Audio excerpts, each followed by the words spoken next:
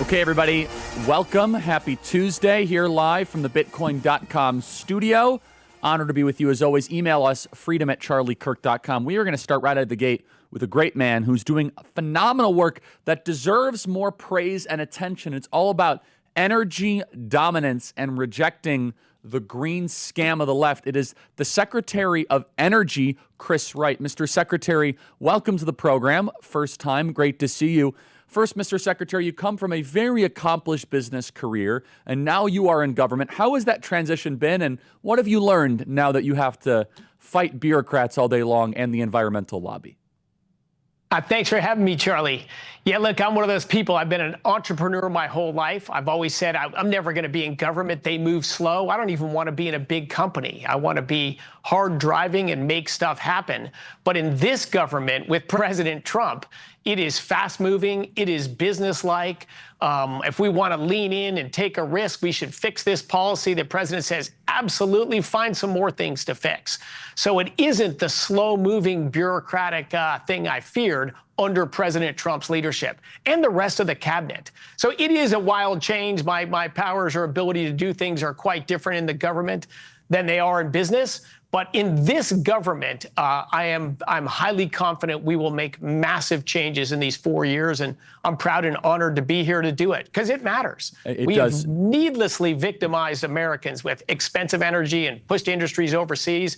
That's just wrong, and with this president, we're going to stop it. That's phenomenal to hear, and that's a great setup. So let's take a step back. Talk about what you inherited. What was the Department of Energy doing before your leadership under Joe Biden? What were their priorities? What were their investments? What was their worldview? And how does your now daily grind contrast with the last administration? You know, we talk a lot about, of course, the Ukraine-Russian war and ending that. We talk about the border. We talk about the economy. But the energy is literally, in the most literal sense, not metaphorically, the life force of a civilization. It is the lifeblood. You cannot have growth. You cannot have AI. You cannot have people flying from New York to L.A. affordably if you do not have energy. So talk about what you inherited, talk about what the previous Department of Energy was doing, and then contrast that with your work. Yeah, so the previous Department of Energy, as you heard for those 4 years, and you didn't hear a lot for them, they were kind of behind the scenes, but they were part of this all of government battle against climate change, as they would describe it.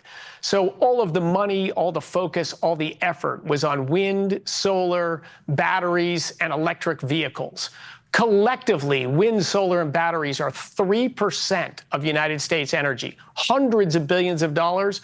It's 3% of our energy. And everywhere they've achieved meaningful penetration, you get more expensive electricity prices. So just a train wreck that was not going to change the energy system of the United States. And in fact, they actively stood in front of natural gas, our fastest growing source of energy and our fastest growing export. You heard about the LNG pause, and I don't know if I have time to go into that, but they actually did a whole report before the pause that showed economically it was positive for the United States, and it was going to slightly lower greenhouse gas emissions, more LNG exports. And they hated that answer so much, they buried the report, never spoke about it. Although when I got in, we found it. A much longer report than they ultimately released later. But just so, again, they were against energy, the energy that powers our world. They were willing to be dishonest, and they thought all of the nonsense they were doing was somehow going to stop climate change and make the world safer. Just, again, also completely contrary to the facts and the data. So it's been quite a change. Yeah, and so and you've taken on the entire kind of climate science world. Energy Department attacks client assignments in contentious report. By the way, you're in safe company here. We think this is all politicized. This is driven towards a environmentalist agenda that is trying to weaken American energy dominance. The agency asked 5 client skeptics to write a report criticizing the consensus on global warming. First of all, science does not have consensus. This is a very important thing, right? Right. Science says nothing. Scientists say things, okay? Science never talks. Science is silent. This is a good thing that could apply to everything. Scientists say things. And scientists, like we learned during COVID, we learned during the lockdowns, learned during the vaccines, can say a lot of different things with the data. Now, again, global warming does not have consensus like the second law of thermodynamics. Global warming does not have consensus like a object at rest will stay at rest. Your reaction, Mr. Secretary, and how you think about this, because again, let me read this New York Times article. The consensus on global warming. What an outrageous claim. Your thoughts, sir? Yeah, I always give the contrast between the science, which is what the left likes, which is the opposite of science. Science is a process of challenge and engagement and debate and wrestling with data. And if the data doesn't agree with your model is wrong. Where the science is this top-down, authority-driven thing used with COVID, to me, was the climate movement. And fast forward, the science told you what to do. But as you said, Charlie, look at those critics. They critique the authors, 5 skeptics. Well, skeptical of what? They presented, these are 5 highly distinguished scientists. One of them was Undersecretary for Science in the Obama administration, provost at Caltech, PhD from MIT. All of those scientists were accomplished scientists that are also tired of this censorship of the science, censoring real science and real process of engagement. But even on my CNN interview a couple weeks ago, I went on to talk about the climate report. There are 0 questions about climate change, 0. They want to impugn the writers or impugn the way we reference people. They want to find little things. What we want to talk about is the data. Let's talk about climate science. Like, it's a real phenomenon. It's a slow-moving phenomenon, not even remotely close to the world's biggest problem, but it's used by the left to justify big government and top-down control of everything. Let's be honest. Let's engage in real science, as you said. That's what we're about. And I'm excited to have that debate over 4 years. We're gonna end a lot of children's nightmares. We're gonna end a lot of people trying to be pushed around and bullied by people that don't know what they're talking about. Like, I've spent 20 years studying climate science and physical data, and the people who are passionate about it never want to debate me because they don't know anything about it. But we're gonna have that debate, whether they want it or not. Science is a process. It doesn't tell you anything. People tell you. Science is a method. It's a methodology. And good science, which again is a verb, they act as if, well, science, puts something out. No, you do science. You go in exploration of truth. And then once you have a conclusion, you have to measure it. You have to analyze it. You have to inquire it. You have to cross-reference it. And by the way, we're bringing back that methodology to our government, RFK at HHS, and you at the Department of Energy.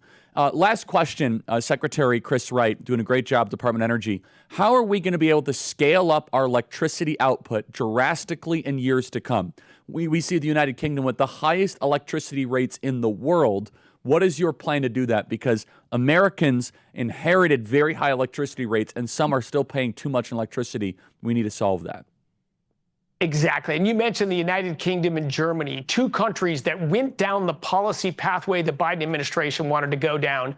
They tripled their electricity prices. They pushed all their industry out of their countries. And yet the Biden administration wanted to do that. That's just crazy. So we're going to bring common sense back to energy. We're going to let utilities and data center developers build what makes sense economically for them.